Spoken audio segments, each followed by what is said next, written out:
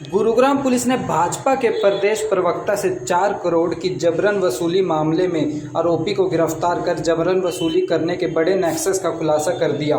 Police ने आरोपी यशपाल अरोड़ा, उसके बेटे राहुल अरोड़ा और उसके अन्य साथी को 2 लाख की रिश्वत लेते रंगे हाथ गिरफ्तार कर मामले का खुलासा कर दिया। एसीपी क्राइम की माने तो आरोपी यशपाल बत्रा को ईडी और सीबीआई का डर दिखा 4 करोड़ की डिमांड करने में लगा था और इस मामले में यशपाल बत्रा से 10 लाख रुपए वसूल भी चुका था। इसी मामले में पुलिस ने 3 ऐसे नटवर लालों को गिरफ्तार किया है जो देश की सबसे बड़ी सुरक्षा एजेंसी सीबीआई और ईडी के नाम पर लोगों से ठगी करता आ रहा था। सर बताइए क्या ये एक आदमी लगातार ईडी व सीबीआई के अपने आप को अधिकारी बताते हुए एक यशपाल बत्रा नामक व्यक्ति से लगातार उसकी शिकायतें करने के और उससे वो शिकायतें वापस लेने के नाम पे और उनकी सेटलमेंट कराने के नाम पे उससे धमकी दे के 4 करोड़ रुपए की राशि मांगी जा रही थी, जिसके संबंध में शिकायत प्राप्त होने पर हमने एक रेडिंग पार्टी तैयार की और उसमें 2 लाख रुपए जो उनको देने थे उसको तैयार करके उन पे साइन करके और वो लेते हुए उस व्यक्ति को रेड हैंडेड पकड़ा गया और उसके बाद उससे गिरफ्तारी करके और आगे की इन्वेस्टिगेशन इस मामले में की जा रही है। जो आरोपी है जिसका नाम यशपाल अरोड़ा है और एक उसका बेटा राहुल अरोड़ा है, उनको अभी तक हमने गिरफ़्तार किया है, लेकिन इस मामले में काफ़ी और भी पेचीदगियां हैं और ये लगातार सरकारी एजेंसियों के नाम पे इस तरह की आरोप हैं कि इन्होंने लगातार इस तरह की चीज़ें की हैं और लोगों से पैसे ऐंठे हैं, जिसके संबंध में इन्वेस्टिगेशन की जा रही है। हम जो संबंधित सरकारी एजेंसियां हैं जिनके नाम पे ये ठगी कर रहे थे उनसे भी उनको भी इस घटना के बारे में अवगत कराने जा रहे हैं और ये भी आरोप में सामने आया है कि ये गुड़गांव में इस तरह की काफ़ी वारदातों को अंजाम दे चुके हैं। ये सारा ग्रुप जो मिलके पहले लोगों की शिकायतें कराते हैं और उसके बाद पैसे हड़पने के नाम पे उनसे सेटलमेंट के लिए पैसे वसूल करते हैं। तो इस तरह की अगर कोई भी व्यक्ति किसी के साथ इस तरह की अगर कोई चीज़ हुई है, कोई घटना हुई है, अगर कोई शिकायत देगा तो ज़रूर हम उसके खिलाफ़ कार्रवाई करेंगे। ये सर यशपाल बत्रा नगर निगम के पूर्व डिप्टी सीनियर मेयर है क्या? हाँ, ये इस तरह की चीज़ें शायद सामने आई हैं कि वो इस पद पे रहे हैं और ये काफ़ी दिन से इनसे शिकायत करके और ईडी के नाम पे, सीबीआई के नाम पे, इनकम टैक्स के नाम पे इनसे पैसे मांगे जा रहे थे। 10 लाख रुपए इनसे पहले ये इसी प्रकरण में पहले ले भी चुके हैं और वो इसलिए दिए गए थे कि ताकि इनका विश्वास बने इन पे, इसलिए उनको ये 10 लाख रुपए की राशि उन्होंने पहले हैंड ओवर कर दी थी और उसी प्रकरण में उनको अब 2 लाख रुपए और दिए जा रहे थे, जिसमें वो रेड हैंडेड पकड़े गए और 4 करोड़ रुपए की टोटल इसमें डिमांड थी। नहीं तो उनको और उनके परिवार को ख़त्म करने की धमकियां भी दी जा रही थी और उनकी जो भी बाकी चीज़ें थी उनकी शिकायत करके और उनसे एक्सटॉर्शन किया जा रहा था। और जिस तरीके से ईडी का डर दिखाते थे जी, ईडी का डर किस तरीके से दिखाते ये ईडी का डर ये दिखाते थे कि आपकी जो कुछ प्रॉपर्टीज़ हैं या कोई ये मेरे ख्याल से बिल्डिंग बनाने का या इस कंस्ट्रक्शन का कोई काम करते हैं उसके संबंध में कि हमने आपकी ईडी में शिकायत की है और उस शिकायत की हम आपको एनओसी दिला देंगे, नहीं तो वो आपको अरेस्ट कर लेंगे और आपके खिलाफ़ बड़ी कार्रवाई होगी, आपके सारी बिल्डिंग सीज कर दी जाएंगी, आपकी मिसेज को भी गिरफ़्तार करेगी वो डिपार्टमेंट और उनकी फजीयत होगी। इनकी बहुत सारी रिकॉर्डिंग्स भी ऐसा बताया गया है कि भी की गई हैं और उनमें ये भी कह रहे हैं कि भी उस जो यशपाल बत्रा की मिसेज हैं उनको मैंने बेटी कहा है, इसलिए मैं ये सारा सेटलमेंट करा रहा हूँ, नहीं तो मुझे इस तरह की चीज़ों की ज़रूरत नहीं है, फलाना है, दिख रहा है। नोटिस भी दिया गया था सर? हाँ, ये भी इन्वेस्टिगेशन के दौरान चीज़ें हम देख रहे हैं कि भी जो कुछ नोटिस या सम्मन या जो भी दिए गए हैं वो कितने सही हैं कितने गलत हैं, इसके बारे में हम संबंधित विभाग से संपर्क करके उसकी जानकारी लेंगे और उसके बाद जो भी उचित कार्रवाई होगी वो इस संबंध में की जाएगी। सर उम्र कितनी और थी शिकायतें भी मिली है, सर? यशपाल की उम्र हाँ कितनी थी जी। सर? और शिकायतें भी आई हैं सर इसके खिलाफ?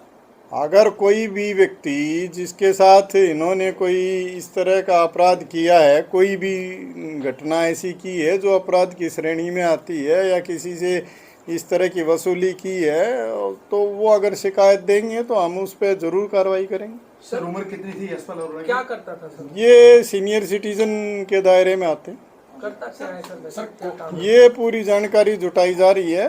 एज इट इज़ मेरे ख्याल से अपने आप में कुछ ऐसा विशेष काम करते हूँ, इस चीज़ की जानकारी अभी तक नहीं है, लेकिन जो आरोप में बताया गया है कि वो इसी तरह का जो एक्सटॉर्शन का ही काम करते थे।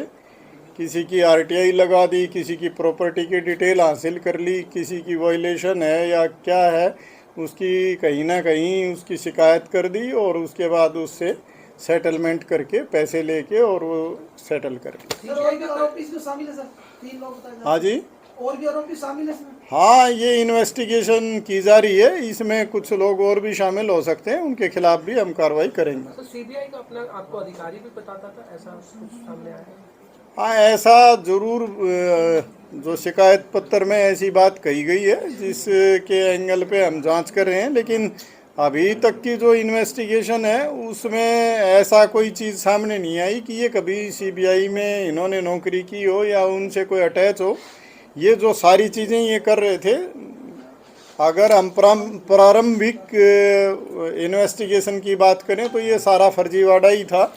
इन चीज़ों का बहुत ज़्यादा इनके कहे गई चीज़ों का महत्व नहीं था, लेकिन फिर भी हम हर एंगल पे इसमें जांच कर रहे हैं और उसमें ये भी पता चला है पूछताछ में कि किसी सीबीआई के केस में इनको पहले भी सज़ा हो चुकी है 4 साल की और इनकी मिसिज को भी शायद उसमें सज़ा हुई है। तो वो सारी चीज़ों के बारे में जानकारी जुटाई जा रही है, सारे फैक्ट्स लेके, और उसके बाद हम डिटेल से आपको वो सारी चीज़ें शेयर करेंगे। Last deputy director AK Singh के नाम का कोई समन भेजा है, क्या वो समन था, किस तरह?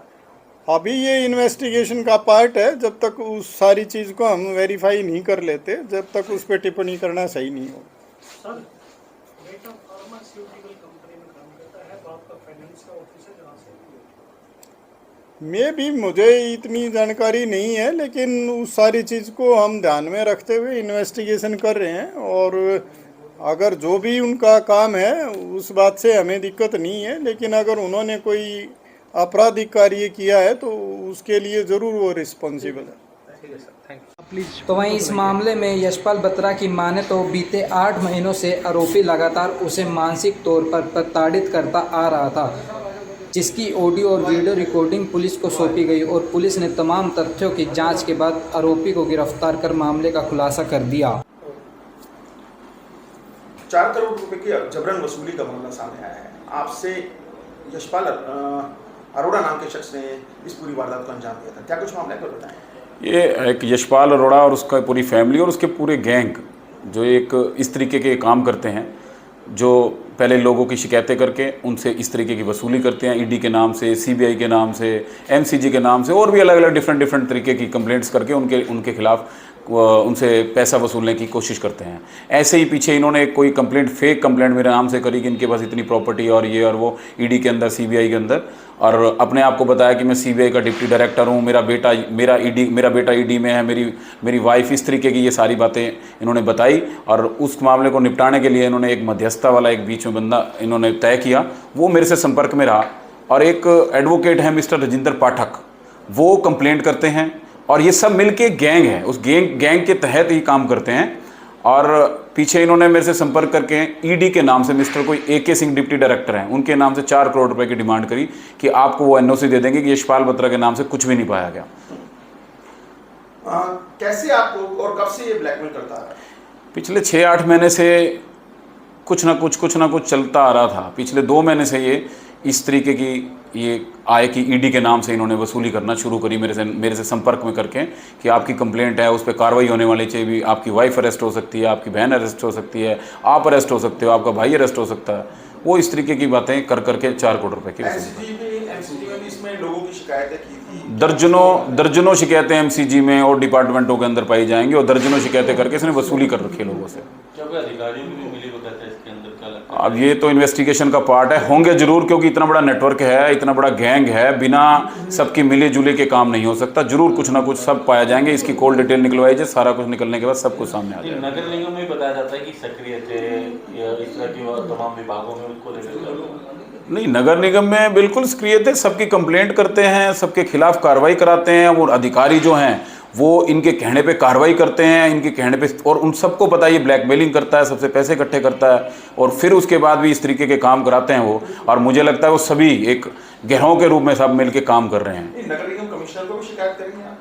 नहीं, बिल्कुल करेंगे, नगर निगम कमिश्नर को बताएंगे और सारा विषय बताएंगे कि इस तरीके का ये आदमी है और इस तरीके का ये काम कर रहा है। और भी डिपार्टमेंटों के अंदर जहाँ जहाँ, चाहे इन्होंने ईडी के नाम से, चाहे सीबीआई के नाम से, जहाँ भी मेरी जरूरत पड़ेगी समाज को, मैं उनके साथ हूँ। वहीं इस मामले में काबिले गौर बात यह भी है कि आखिर वो क्या वजह थी जिसके आधार पर आरोपी यशपाल अरोड़ा भाजपा प्रदेश प्रवक्ता को ब्लैकमेल कर 4 करोड़ की रकम की डिमांड करता आ रहा था। इस सवाल का जवाब ना तो एसीपी क्राइम दे पाए और ना ही भाजपा प्रवक्ता Yashpal Batra. Bureau report, news broadcast 24।